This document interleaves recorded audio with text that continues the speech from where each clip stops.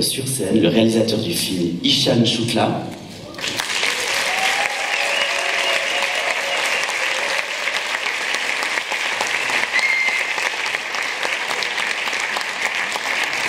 L'une des voix les plus importantes du film, Asia Argento.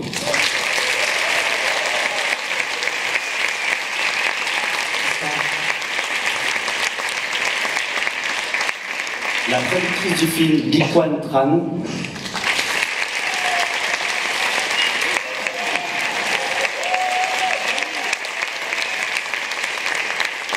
Le coproducteur du film, Stéphane Hall.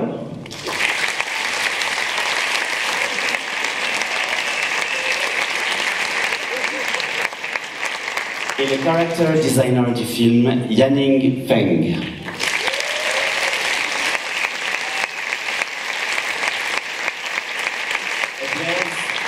Blaise, notre traducteur.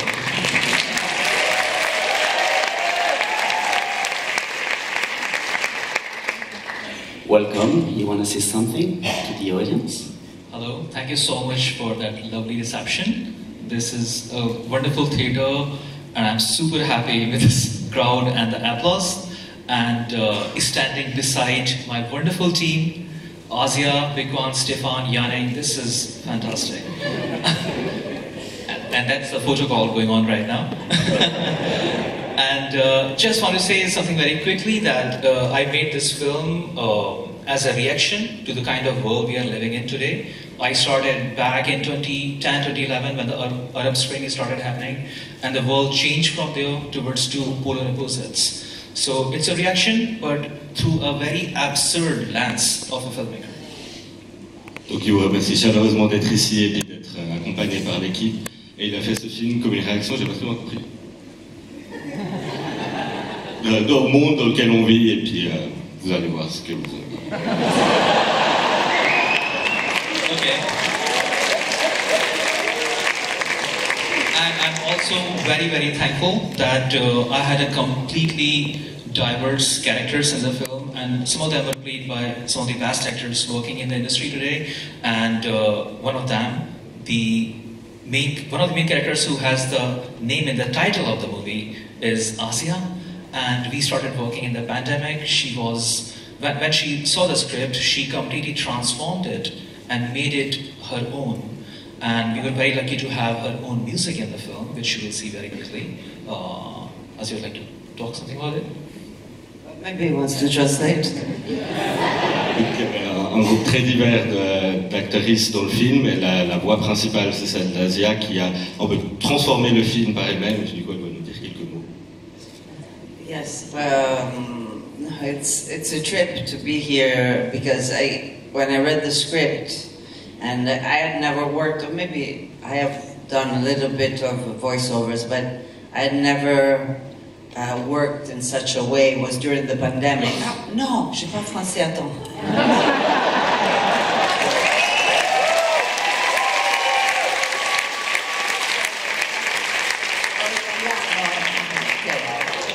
C'était pendant la pandémie et j'avais jamais travaillé comme ça sur un film avant de le voir. J'avais lu le scénario, j'imaginais quelque chose, mais je ne savais pas, je connaissais pas le visage de mon personnage et sa façon de bouger. Bon,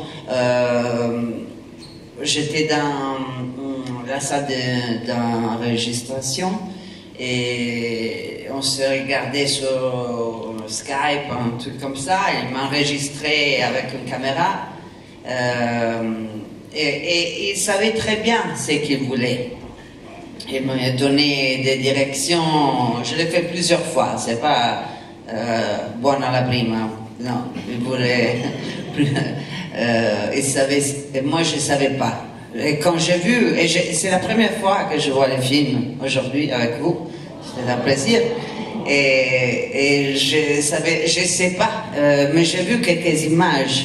Et c'est bouleversant ce qu'il était capable de faire avec très peu, mais quand on a une bonne idée, un bon scénario, 80% du film est fait. Mon père m'a appris ça. Alors, buona visione a tutti.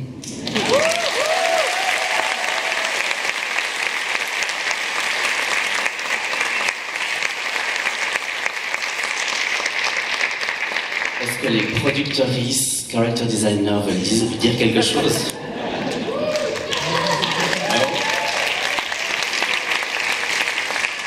You don't want to say anything? No, okay. They don't speak. Alors, nous revenons après la projection avec Hicham et Asia pour une discussion avec vous. Bonne projection à toutes et à tous. Merci. Very much for the film. Je vais poser la première question. Le film est adapté d'un court-métrage intitulé Chirquois, qui est donc adapté de la même thématique. D'où est né ce récit dystopique? D'où est née cette histoire des sacs sur la tête? It started around 2010, 2011 when I was trying to make a graphic novel, basically. That is how it started. And it was the time of Arab Spring and a bit of protests and resistance happening in different parts of the world. And at that time I was also going through my own mental dystopia, in which I was just working as an animator somewhere. And I decided to just make myself as a bag character. Donc tout a commencé un peu en 2010, aussi avec la période du printemps arabe où il y avait des sortes de révoltes comme ça dans le monde, et puis il avait aussi ses propres difficultés dans sa tête et il s'imaginait comme un caractère avec un sac sur la tête. And when I was going through the metro every day to my office and coming back, I started drawing people. And when I saw my sketches, I realized I was just drawing the same people. And I started replacing their faces with the boxes. And that became the inception of baguettes and shipments.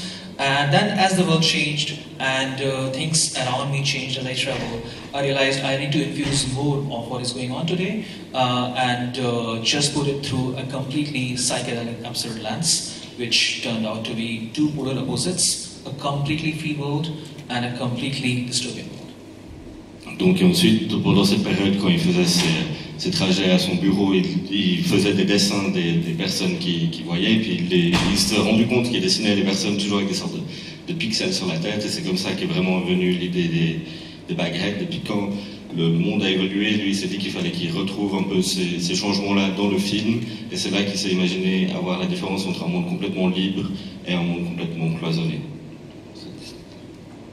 Thank you. Et Asia, cette thématique dystopique, cette thématique un peu sombre, quand même, t'a attiré tout de suite par rapport quand tu as lu le scénario? C'est quelque chose qui t'a parlé? Oui, il m'a parlé, mais j'ai rien compris. Non, je veux dire, je me sens un peu conne parce que j'ai compris, mais pas tout. Et peut-être c'est bien ça. Et je regarde, tu vois, je suis perdue un peu dedans. C'est très riche, très dense. Oui. Et c'est difficile de parler après avoir vu ça pour la première fois. Je dois digérer, oui. Digérer, ruminer. Comment on fait les cows, les vaches? Ruminer. Ruminer. Je dois ruminer ça. Oui, c'est difficile effectivement de voir le... Non, c'est pas qu'avec les autres, c'est moi avec ça. C'est pas que j'ai capté les pensées des autres. Mes pensées sont déjà beaucoup trop. Et intellectualiser, c'est qu'il passe de son cerveau, qui est très fort, sur des images et des symboles. Et moi, quand je regarde une peinture de Bosch, je ne comprends pas, mais je ressens. Et c'est ça que c'est important dans l'art. C'est de se reconnaître dans quelque chose que tu ne savais pas que tu étais. C'est ça l'art pour moi. Je vais juste poser une question... Pardon. Je vais juste poser une question technique, mais au cas où, Hicham reste, et dans le jury international, reste pendant toute la semaine au festival, et il va donner une conférence dans le cadre de NIF Extended mardi, qui vient, le mardi 9 à 16h30, en détailler sur sa technique, sur comment il a réalisé ce film. Voilà, et je voulais juste comme aborder le sujet 2 minutes aujourd'hui pour savoir pourquoi le choix d'avoir d'utiliser des moteurs de jeux vidéo, Unreal, Engine, pour réaliser ce film. Pourquoi ce choix-là? Yeah, I mean the kind of film this is, me and my co-producer Bikwan Tran, we actually think of this film as just cinema, not just animation, and that actually comes from an idea that if we just follow the 3D traditional way of doing things, it starts to look in a certain way. But if you use a game engine today, you can shoot the film in a live action method. You can have a multicam setup, you can motion capture characters, and then once all the acting is there in a real-time stage, in which you see the lighting, the camera work, all going on together, you can actually see the final frame, which doesn't usually happen in animation. You have to wait for the final frame until the very end of the post-production stage. But here, for us, we could actually just put the camera and everything was alive. And that just changed the way I was making the film, because I realized that I can shoot it like I would shoot a real movie, a live action. Donc l'idée initiale était d'avoir un film d'animation classique, si on veut, en 3D, mais en utilisant les moteurs de jeux vidéo comme ça a été le cas ici. En fait, on peut vraiment avoir un système avec plusieurs caméras et puis avoir tout le processus et puis voir la fin très rapidement, pas comme dans l'animation classique où il faut vraiment attendre la fin pour pouvoir voir la fin, si vous voyez où je veux en venir. Mais du coup, c'est ce système-là qui permet d'offrir une plus grande liberté pour faire le film, puis montrer toutes les images que vous avez vues. Merci. Est-ce qu'il y a des questions dans le public? Profitez-en. Vous pouvez lever la main et on vous amène un micro.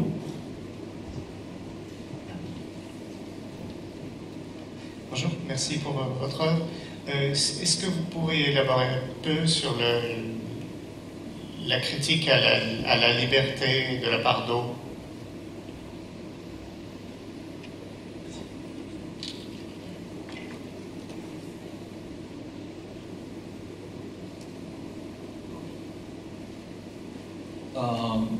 Criticism on freedom. I hope I understand this correctly. If I don't, you can ask it again. What we are showing here is two complete polar opposites, that's for sure, but we are going a bit far in that. Okay, so if you put the back hats, it becomes a reflection of the society, but it doesn't really happen today. But if we keep going the way we are going, someday we will completely lose our identity. That's the idea there. And the other side, if some people keep going that way, one day their psychological problems will become physiological, and the horns will start to come off, and the bags will just break completely. I'll stop. First you can do that, and then Donc c'est vraiment aller un peu dans les extrêmes de cette idée-là, qu'il n'y a pas des personnes qui ont ces sacs sur la tête, mais que si on continue dans la direction dans laquelle on va, ça pourra arriver. Et il y a aussi de l'autre côté où si des personnes internalisent trop des problèmes psychologiques qu'elles pourraient avoir, il y a ces cornes qui pourraient pousser pour enlever les sacs. Donc c'est pour aller plus loin que pousser un peu à l'extrême ces idées-là. So that way, some people become very, very free, they have wings and everything, they create their own world, and some people are completely boxed. In this movie, we are showing the story of a guy who had lived in a cage for almost 35, 40 years. Now when he came out of the cage, he could not take that kind of freedom. He tried. He really tried. He even became a demigod there. So for him, it was so much to take that ultimately after his whole journey, he had to search for the answers back in a boxed cage where probably he felt caged. So it's basically a caution sometimes that the longer we live in a dystopia, the more we lose our freedom or even the ability to be free. Donc, ce qu'il a fini par dire, c'est que plus on vit dans une certaine dystopie, plus on perd notre habilité d'être libre. Et puis cette évolution de ce personnage qui reste 35 ans en prison et qui doit retourner finalement avant parce qu'il a perdu ce que c'était même l'essence même de la liberté, qui doit revenir en arrière pour pouvoir prendre de l'avant. Merci. Est-ce qu'il y a d'autres questions dans le public? c'est votre dernière chance. Non? Alors j'ai une question pour Asia, si tu veux. Est-ce que ça t'a donné envie par rapport au voice-over? Tu disais que c'était quelque chose que tu ne faisais pas forcément. Est-ce que ça t'a donné, en voyant le film, le résultat, c'est quelque chose qui te donne des envies de partir dans un d'autres projet? Moi, j'ai adoré l'expérience. En fait, je n'ai pas dit toute la vérité. J'ai commencé à 5 ans avec les doublages il y avait une copine de ma mère qui travaillait sur doublage, on dit ça, de téléfilms américains horribles. Moi, je faisais là-bas, oui, maman, je suis là. Et c'est comme ça, j'ai commencé avec ça avant de faire du cinéma. Alors, je me sens très bien dans la salle, toute noire, c'est un peu les ventres maternels. Et oui, j'aimerais beaucoup continuer à faire ça. C'est mieux, on a beaucoup de liberté, surtout la façon de travailler qu'on a eu ensemble. Merci. J'ai une question pour Hicham par rapport à ça. Le casting est impressionnant, donc Asia, mais aussi Gaspard Noé, Golshifteh Farahani, Anurag Kashyap, qui est un réalisateur qui était au NIF l'année dernière, avec son film Kennedy, donc réalisateur indien, acteur également. Comment s'est construit ce casting vocal? It's a long story, but I'll try to keep it short. It started with my creative collaborator, Bikwan, the French co-producer.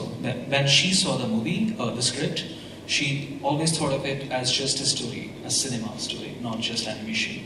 And that's when she started throwing these names, which we never thought would actually live in an animated world. You know, starting from Gaspar to Asia to Golshifteh. And then Stefan, my German co-producer, he came in and he started suggesting, why don't we make Asia lies? And when that happened, we were like, of course she's lies. There is no question in our minds that she's not lies. So it became a very interesting process of casting, and for that I have to thank both Stefan and Bikwan for doing that.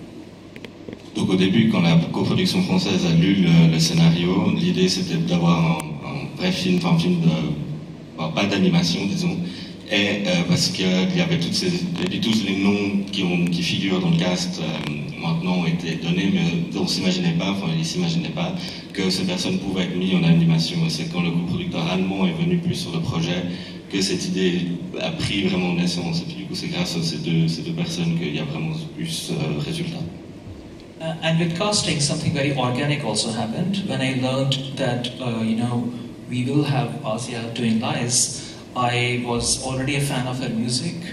And while, writing the script, I started listening to the music. And initially, before Asia came in, there was no DJ set in the film. But then I realized, there is a song called Sexodrome, which I really love. Why don't we try to use it? And when we put it, it was just very seamlessly working with the movie. So it also casting inspired certain things in the script, which was very rewarding. Donc quand Asia a été castée comme Lies, il y avait déjà cet amour pour sa musique, pour la musique d'Asia, et puis de base il n'y avait pas cette scène de DJ, et puis il se dit mais il y a une chanson Sexodrome qu'il aime beaucoup et qu'il se dit mais ce serait super du coup d'insérer ça dans le film. Donc le cast a aussi une influence sur le projet final. Yeah, and it was also a different process for recording the voices, because we were trying to always record 2 to 3 characters together. In animation, what they usually do is, they would try to just get the actor and just do their own thing. But sometimes we were doing script readings, rehearsals, and then having conversations going on for 2 of the actors together, so that there is real feedback going on. Donc contrairement au film d'animation plus classique, plus standard, où c'est vraiment une actrice qui est prise d'un coup, là l'idée c'était vraiment d'en avoir 2 ou 3 en même temps pour qu'ils puissent non seulement enregistrer ensemble, mais avoir des retours ensemble pour que ça se construise vraiment ensemble de manière organique.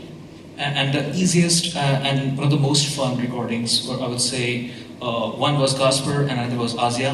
And I said that Liaz is always smoking, and she's like, no problem, of course. You know? So now I quit. Oh, you quit, okay. So that was the time, and then she had the cigarette in her hand while she was recording. And there is a lot of stuff that she was doing which they were like, wow, can this really happen in the recording stage? And we were like, no, it's fun, let her do it because the character is coming out. You know? So it was a lot of fun recording it. Donc deux des enregistrements les plus drôles et rigolos, c'était Casper et Asia, justement, Liaz fume tout le temps, Asia aussi, à l'époque, fumait aussi, du coup il y avait vraiment cette réalité-là, de certaines choses qui, en fait, les personnes ont influencé vraiment les personnages dans le processus d'enregistrement. Merci beaucoup, je crois qu'on doit... Ah, il y a peut-être une question encore, la dernière, et après on doit rendre la salle.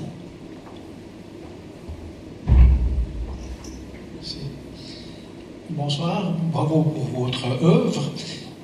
Question très rapide, est-ce que vous auriez pu être un peu influencé par le livre 1984 ainsi que le film Gattaca, bien sûr un peu revisité pour faire coller ces deux œuvres précédentes au monde d'aujourd'hui? Merci.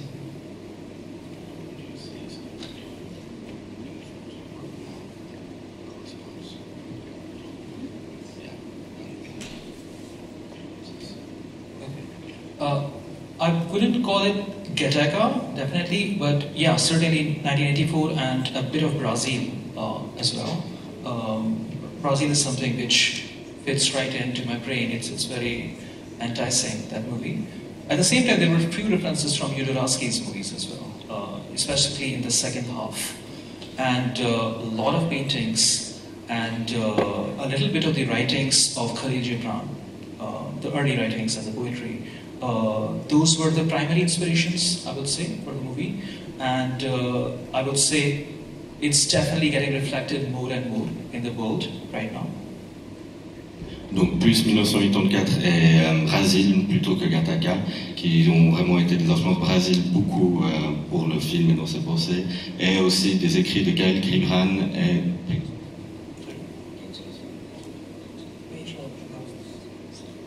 baroque, Barroso, des peintures aussi de Barroso. Donc c'est vraiment ça les grosses influences qu'il y a eu dans le film.